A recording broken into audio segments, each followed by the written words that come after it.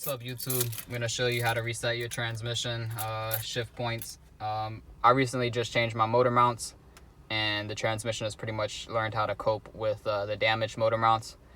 And it's shifting a little bit harder than what I like it to right now, so I'm going to go ahead and reset it. This process is pretty simple. First thing you're going to do, your car is going to be off. Take your key, stick it in. 1 click, 2 clicks. You're not going to turn the car on, but you're going to get it all the way up here so your lights are on. Then you take your foot, jam it down on the gas pedal all the way down.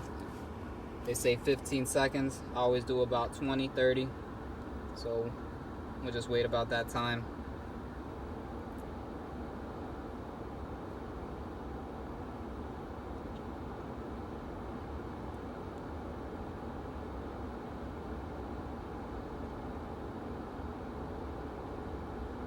Cool, so that's about long enough. Next step, you're gonna leave the key in, leave your foot on the gas pedal. Don't release your foot from the gas pedal. Take the key, turn it to the off position, leave it in the ignition. Continue holding your foot on the gas pedal for about another 10 to 15 seconds.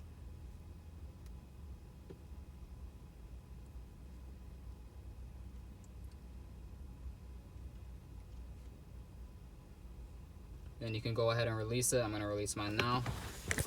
And then basically you just sit. Wait 2 minutes.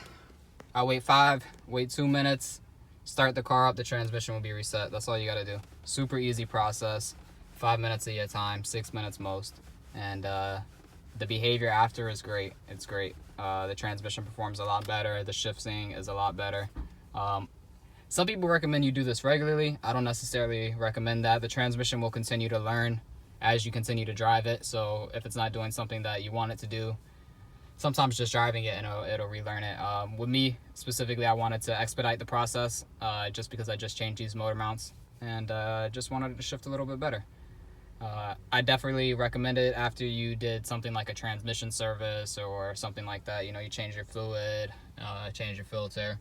Yeah, we go ahead and reset it at the same time. And if you want to, go ahead and reset it every oil change, but I don't think that's necessary. That's up to you. All right, guys, quick video. Subscribe to the channel, like the video. I got more videos coming for you. Let me know what type of videos you'd like me to do on this car. Thank you. Bye.